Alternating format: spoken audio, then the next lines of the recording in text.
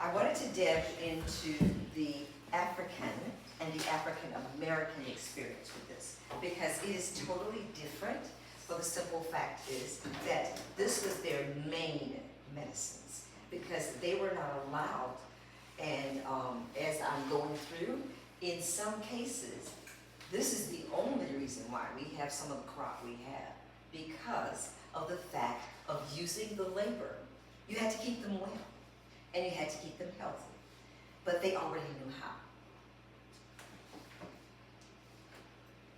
Okay, we talked a little bit about this, but I'm not going to insult your intelligence through reading it to you, but this is the text. This is what you're going to see. This is the document, 1550 BCE. So we're going back a long time. So this is not anything new, but to see that you've seen it here tells you how long and how in depth. Because you have to remember, regardless of what you do, there's always a way to do it, and it can be altered slightly, but this is the basis of it all. Thanks.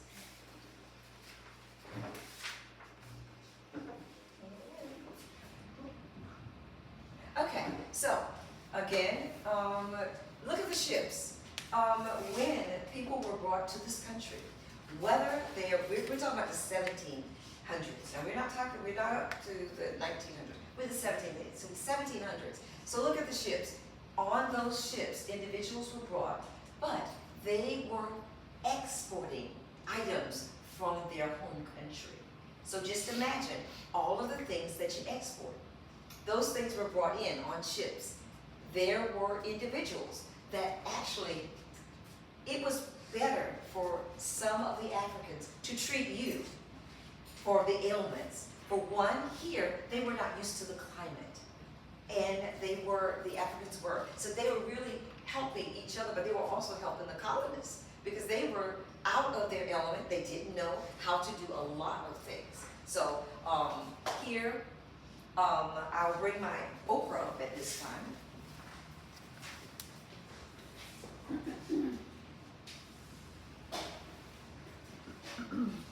Growing with grace. This is one okra plant. This is actually the okra plant when it's dried. It has more than 20 seeds. This is just one seed. And so this is my okra plant for this season. And so what I do is I dry them, and then I use the okras, and you'll be able to look. This one, you can actually see that little tiny seed. But okra was brought here by the Africans, because okra was something they knew how to use, they knew how to grow, and that knowledge was passed on. But it is used in everything. How many people like gumbo? Okay? Okra is the base of gumbo.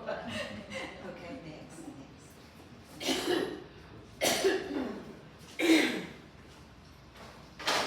Again, I'm trying to show you that there's just so many things. Despite the efforts of the European colonists to suppress what the remedies and the things that the Africans had. And it wasn't just Africans, there were Africans. There were those from the Orient. Because if you travel on a ship, you're not there by yourself. And so all of that was a mixture. But once the Africans came here, of course, I will now show you exactly the seed of this little plant. We're going to pass it around. That seed. I have on my headdress. I'm going to take the headdress off. And when I take this headdress off, Africans braided their hair, and they had their hair up or had their hair back. Those seeds were planted in their hair.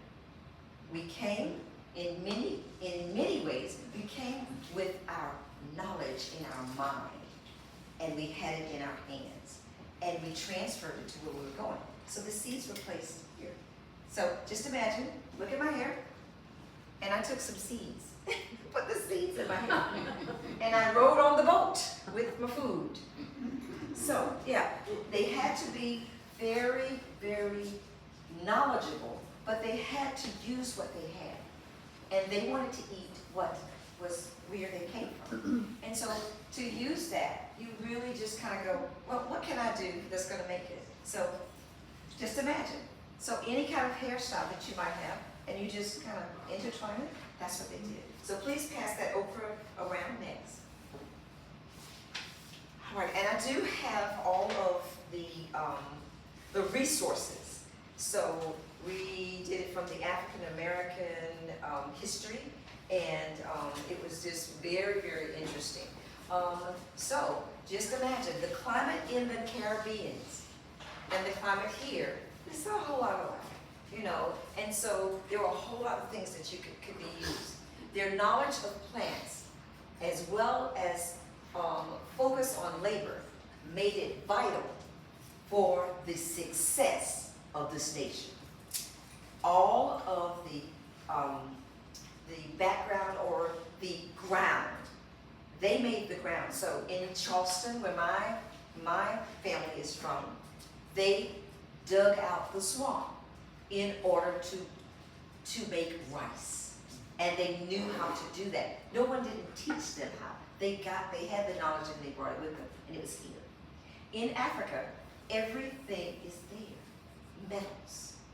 What is not there? The plants. All of those things are there. So they had the skill.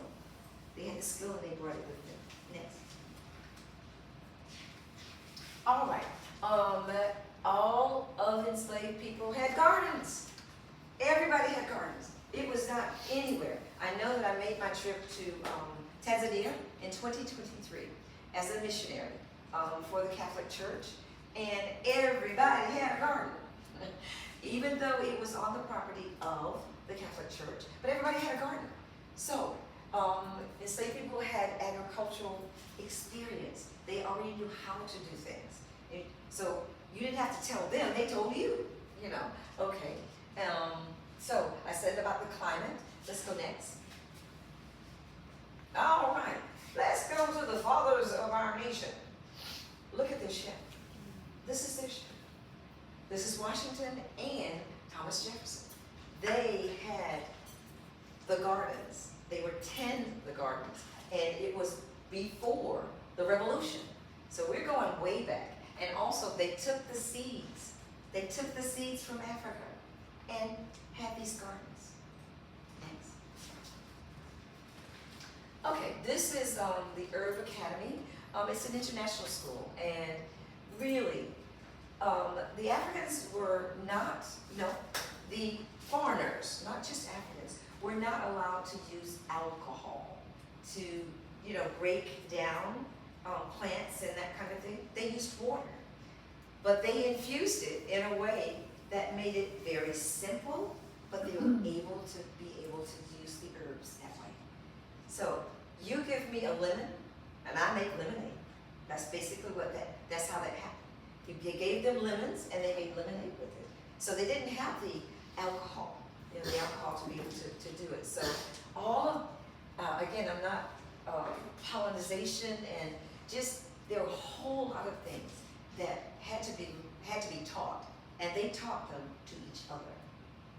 So what happened in 1740 in Virginia and in South Carolina, they outlawed the herbalists. They could not use herbs to heal themselves. Well, I'll be honest with you, that's what they said, but they went on ahead and used them anyway. They had to do a lot of things in secret, or things where it couldn't be out front. I know that in the Low Country, the swamps, they could live in the swamp with no problem at all. Between the mosquitoes and the different things that were there, a lot of the other persons from other cultures could not live there. They couldn't. They just couldn't do it, and malaria and all the things that it spread it. That's why in the Sea Islands, a lot of the population in certain times of history the majority were the Africans. Yeah, okay, thanks.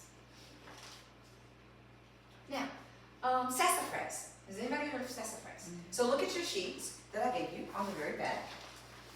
So the leaf, the twigs, the bark, and the root were all used. So look at all of these, and I'm not going to insult you, but look at each one of them. And leaf, flower, root. Next, please. You've taken this with you so you can go back. Cotton. Certain cottons were brought to the Americas. And when they used the cotton, they did the seed, the bark, and the root. So that's everything. If you know any herbalist, we use everything. We use it from the whole thing. I know that in Africa you can take a bark off the tree and you chew it. And it is good for your gums and your teeth. Yes, and they're still doing that now. So look at the different things and how they're done. I think this is the last one. Is this the last slide? There. Now, how many of us have used basil? Okay. Basil. The basil leaf, and of course, what are they going home with? What are they going home with? Mint. Mint. They're going home with basil. So we have the mint back there with the basil. So what we're trying to just really let you know, grow with grace. Anything that you grow with grace. Because there's a reason for everything. And it's always been. So no matter what someone tries to tell you, and the same thing with children. If you teach them to grow with grace, you teach them they have a little tiny plant in a pot. We do pot gardens. Teach children to do a little pot garden. Look how small that is. That will yield a lot more than you realize. Because the okra has a beautiful flower to it. And the okra will go from now until October. Yeah, it is one of the many plants that actually can tolerate our southern heat. It tolerates it, it doesn't bother it, that kind of thing. You can water it, but the okra is a plant that really can really be used for a lot of different things. In the culinary, a lot of the things that we know that we eat and that we've known for so many years, just if you really research, just figure out where it comes from. Yes, a lot of things. We are a melting pot. We are only 250 years old. Yeah, compared to what I've just shown you. So, we'd like to thank you for coming. All our handouts here, Bonnie has the resources here, and you can actually go and look at it with their resources. We'd love for you to be a part of the herb group, or if nothing else, to ask us questions. We have plants that are back on the table. I know that you've enjoyed our talk, but I hope that you've learned something from the talk. That's the main thing. That is the reason why we do what we do, so you can learn. Whenever you get to whatever, I know the elders in my family says, when you get to where you can't learn nothing, it's time to go. It's time to go. It's time to go. You never quit learning. Never quit learning. Thank you again. And what we're doing is with herbalism practices here and in the past and in the future. Thank you for coming.